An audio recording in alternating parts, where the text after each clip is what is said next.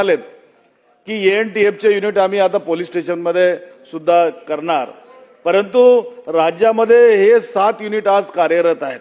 यातील विदर्भ विभागासाठी किती स्वतंत्र युनिट तैनात आहेत आणि तिथे पुरेसे मनुष्यबळ किती आहे याची माहिती सुद्धा हवी आहे अध्यक्ष महोदय। अध्यक्ष महोदय, ज्या 7 युनिट आपण तयार केलेले आहेत त्याच्यामध्ये 369 लोक आपण त्याच्यात घेतलेले आहेत। प्रत्येक विभागामध्ये युनिट आपण तयार केलंय, पण आता ते युनिट अजून डिसेंट्रलाइज आपण पुढच्या काळामध्ये करणार आहोत। पहिल्यांदा आपण काय करायचो की त्याच पोलीस स्टेशन मधले लोक त्या ठिकाणी करायचो, आता हळूहळू कंप्लीट युनिट म्हणजे हे आता पदनिर्मिती करून आपण युनिट तयार केलेले आहेत, त्यामुळे हळूहळू ही पदनिर्मिती खालपर्यंत करून सगळीकडे हे युनिट्स आपण तयार करू।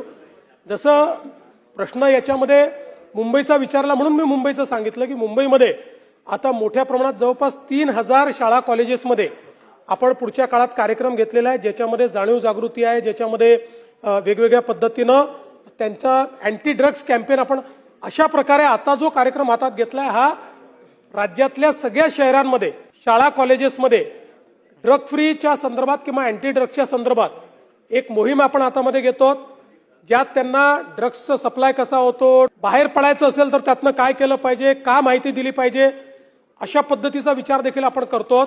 त्यामुळे निश्चितपणे त्या संदर्भातली कारवाई जी आहे ती कारवाई आपण करू।